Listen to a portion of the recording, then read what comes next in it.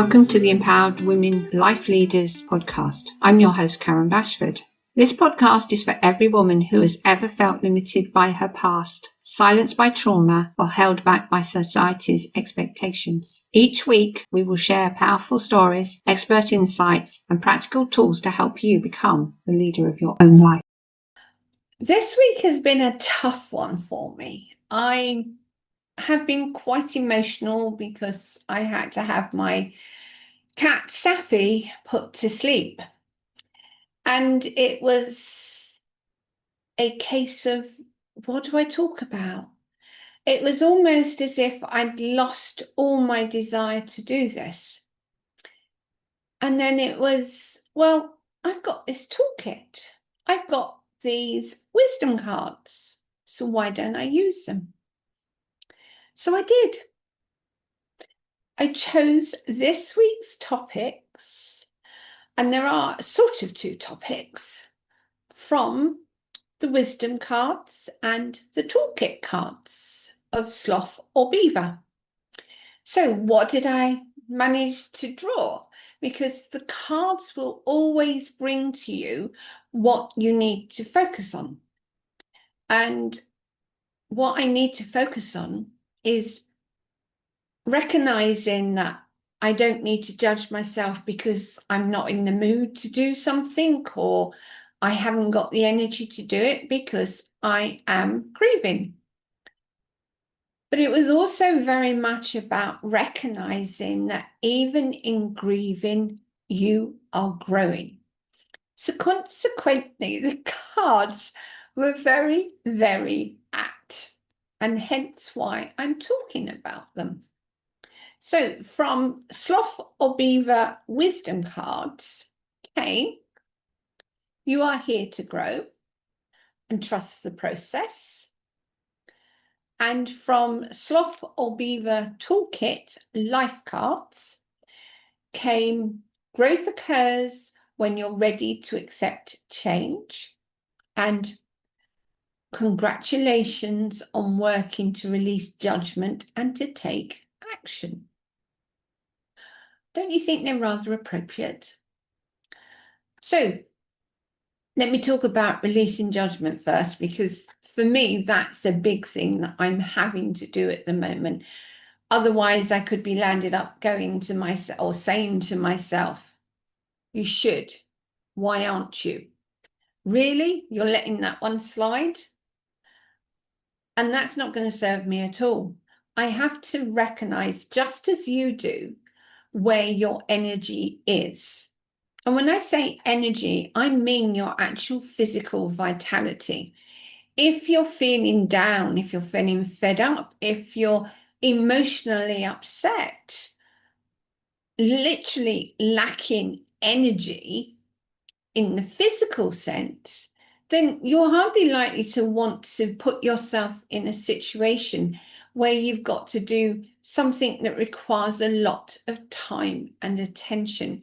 You're probably going to struggle. And as we well know, when you focus on something that you're not energetically either connecting to or emotionally it feels just too much, you're going to land up doing everything wrong. It's going to fall to pieces, or it's going to be a case of having to redo it. So for me, it's about accepting rather than judging that I have to do it, that it has to be done. Yes, I do appreciate there are times when we have to do things. Yesterday was a prime example. I'd booked to go networking. I didn't want to not go because I knew the company of people would help me. But I also recognized that I wasn't necessarily going to contribute as much as I might do normally. But that was okay. I didn't have to tell myself off or judge myself or beat myself up because of that was how I was feeling. So energy-wise, it's how you feel that will work for anything you have to do. I won't have itchy noses in future from cat's hair, but I'll certainly have itchy noses because I've got an itchy nose. Sorry, I'm sort of in that kind of mood, I suppose, where I want to find humor and I want to be happy, but at the same time, I'm also very much aware that I want to cry, and that's okay. And I'm not saying this for sympathy, far from it. I'm saying this because it's the reality of life. We have situations occurring where we can judge ourselves, we can judge other people, we can judge the world even. But we have to remember it's our perception, it's our thinking, it's our view of the world that we are judging. And each of us has a different view. Each of us has a different story, a background that has made us who we are. In our thoughts, in our behaviors, in our habits, in our emotional responses. So why judge yourself?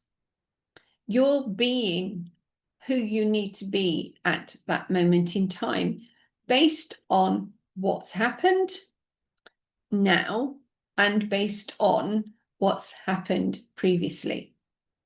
So judgment is a topic that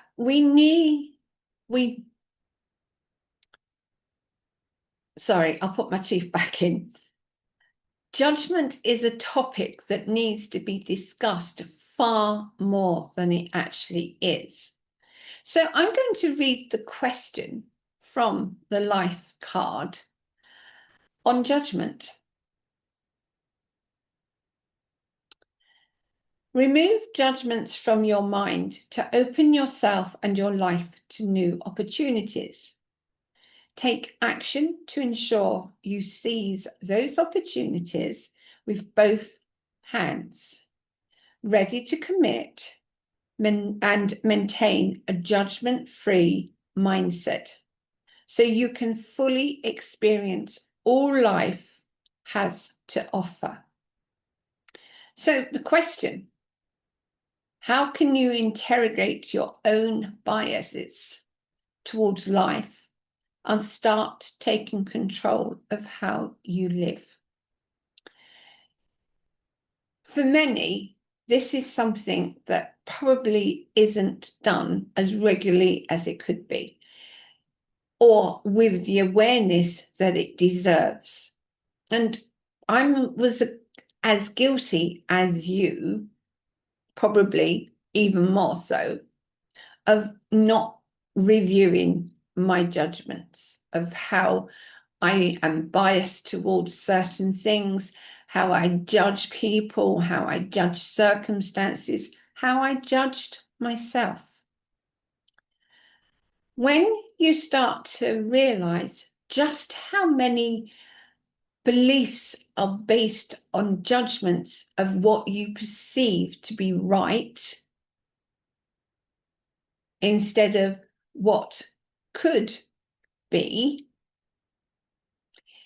you then start to shift how you perceive your world, how you respond in your world, and what you can achieve. If your judgments, if those words that say to you, I should be doing this, or I can't do this, it's a judgment of who you are, of your capabilities. And why would you want to stop yourself? Why would you want to harm yourself in such a way that you prevent yourself from truly enjoying life? I started this video saying I wasn't in a good space energetically because of having to put my cat Saffy down. At the same time, having had to do that, I also recognized that I was judging myself for having to do that, despite the fact I promised her I wouldn't let her suffer. So how are you judging yourself? Good one. Just think on all the things you say, all the actions you take that could be stopping you from growing. Because our judgments will stop us from growing. And as I shared to start with, we are all here to grow. And this is one of the cards from the Sloth or Beaver wisdom cards, which are basically 78 cards that give you insights into what you need to be aware of, not necessarily to question, but there are obviously questions, but also it's more about giving you an idea of what perhaps you need to be focusing on, or you need to be aware of, or even that you need to accept. Because trust the process is about accepting that you're in the right place, in the right time, and that everything is falling into place as it needs to.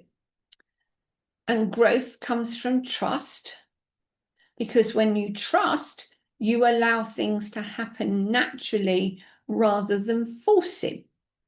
And this is one thing I've learned over the years, especially since my nervous breakdown.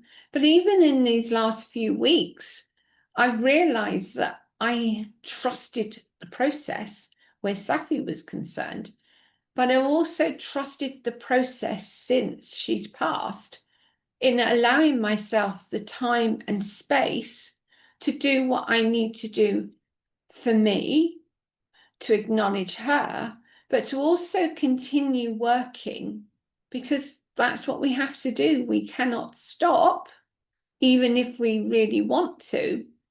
There's still things we have to do to live even. I can't just not cook or clean myself or the place. Well, I could do, but it wouldn't be very pleasant, I can assure you. Nor can I not respond to the phone calls that I've received or the messages I receive. Yes, I've perhaps, sorry, I'm definitely struggling with my words today. Perhaps I've taken my time responding because I had to calm myself, read the message, and then be able to respond. And in doing so, I responded differently. And that is what growth is about. It's about giving yourself the space to pause, to reflect, and then to respond. So let's read this card. You are here to grow. It's okay not to know. Life doesn't require all the answers. Uncertainty is part of growth and discovery. By embracing not knowing, you open yourself up to learning, new perspectives, and unexpected opportunities. Trust the process, stay curious, and let life unfold. Clarity will come, and each moment of uncertainty guides you closer to your purpose and authentic path. My purpose is to serve. And in sharing what I'm going through now and highlighting what I face without judgment, without blaming or shaming, I'm actually sharing that it's okay to take that time, to give yourself that space, And that in itself is a growth for whoever takes something from this recording and goes with it, literally allows themselves to benefit from having gained the insights that I've shared. So growth is very much about learning.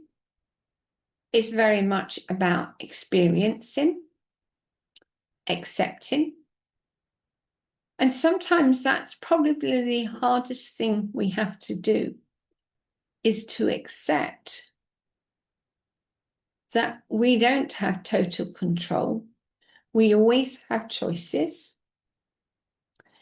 and we can choose how to be, how we're going to respond, how we're going to behave.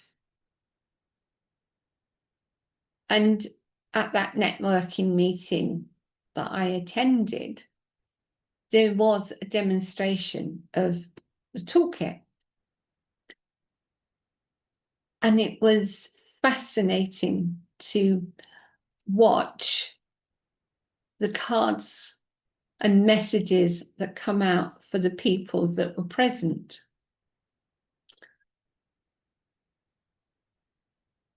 The insights that were shared were reflections, were acknowledgements, and although we didn't have time to have one person say what they had to say on the card that they had pulled and then open it for discussion, there were certainly comments about, I can understand that, I recognise that in me, or, well, actually, this year has been about. They weren't full discussions. They were just notifications, I suppose, of what the person had said and how it had opened them up to thinking differently.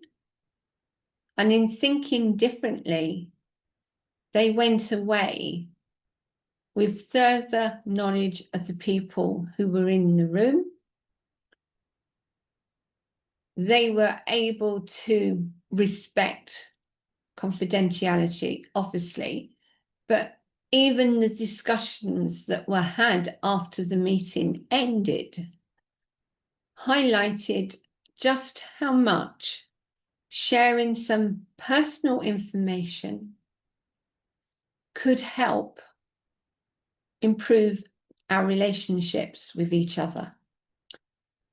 It also showed that judgment isn't necessary, that we can grow through hearing other people's experiences.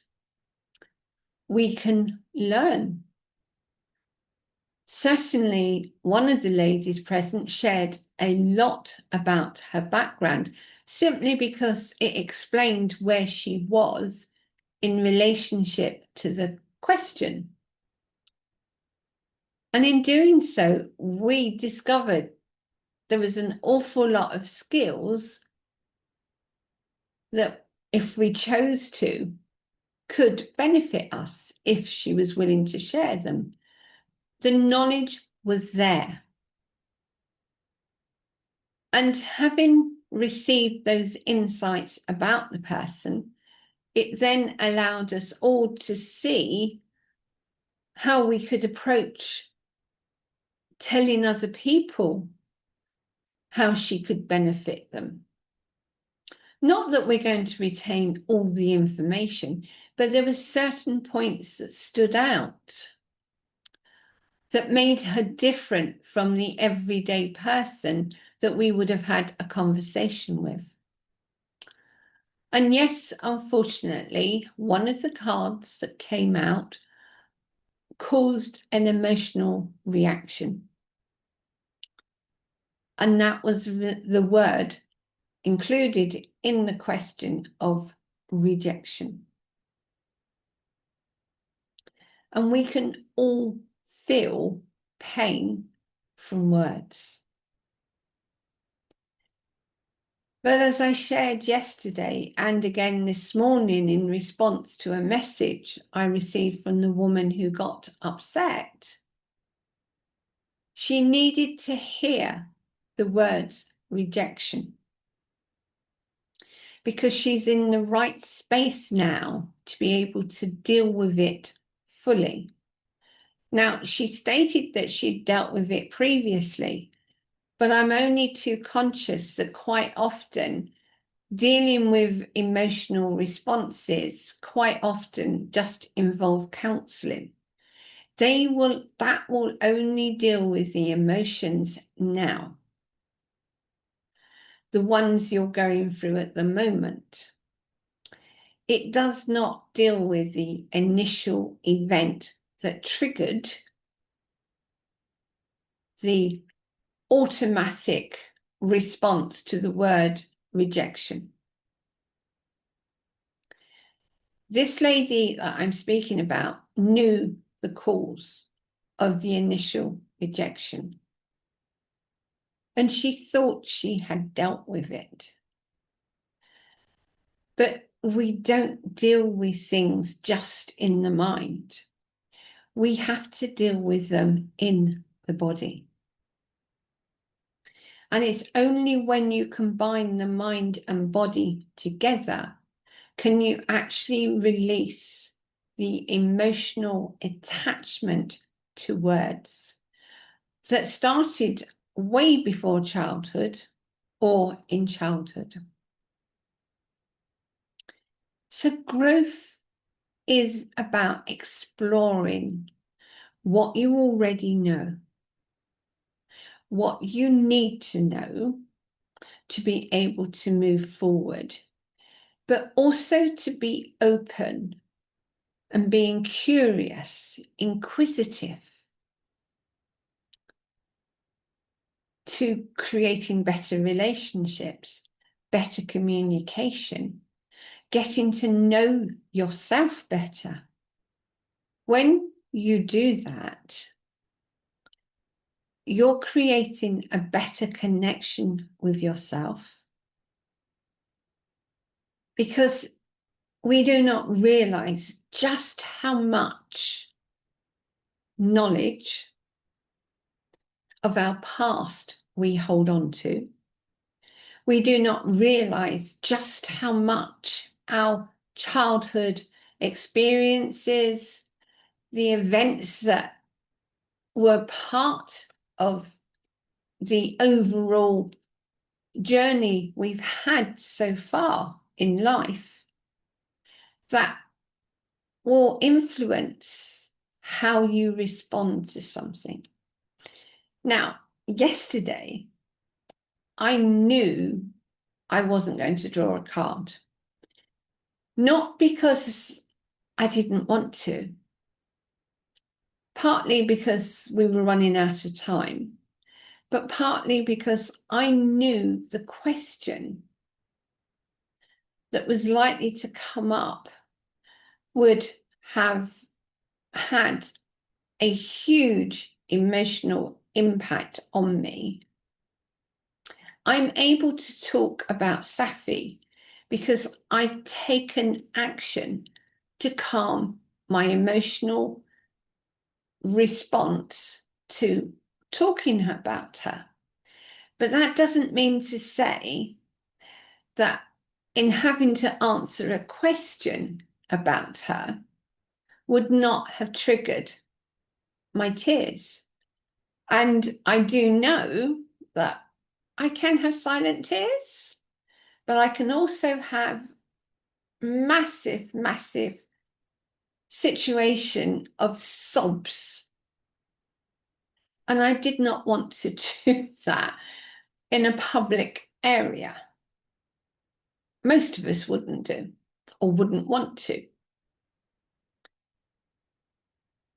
That is about my growth as much as anything, about my judgment as well. Yes, I would probably have grown from the experience, but did I really want the experience? And yes, there was a judgment within that mix of I'm going to be embarrassed,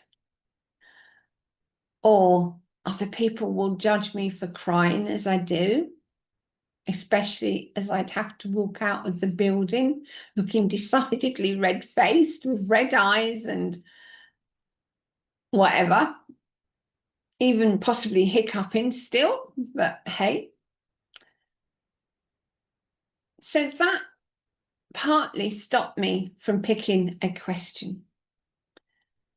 But today I picked the questions, and it's interesting how those two cards or topics reflect on what I've learned from losing Saffy, that I allowed myself to not judge where I am now, how I feel emotionally, how my vitality is, and what I should be doing or not doing. But it's also allowed me to see that even within those times over the last couple of days where I have cried, where I have stopped myself from crying, or where I've chosen to do something simply because I didn't want to cry, have allowed me to grow. Now, my apologies if I've upset you with sharing about Saffy, because I know some of you were aware of her and have had the pleasure of her appearing on Zoom calls or actually hearing a lot about her in my posts over the years, especially on LinkedIn. But I felt the need to share, not because of Saffy herself, but because of how it will enable you to take time to reflect on where your growth is, where you're judging yourself, and also acknowledging that it's okay to recognize when your energy isn't right, when your vitality is low, when you're not feeling that you want to push ahead, but rather step back and just be with the flow. And you can still be with the flow even if you've got a deadline to meet. In fact, I have found that when I'm in flow and I have deadlines to meet, I actually get more done. Illogical, perhaps, but it works every time. And I don't mean one of those situations where you know you've got a deadline and you've got to meet it, so you've left everything to the last minute and you just get on with it. It's not like that. There's this feeling of just everything falling into place. So that's my reflections for this week. I'm grateful that I found the two topics to talk about because it could have been fun otherwise. I wish you well, and I look forward to speaking with you again in the future. Bye for now.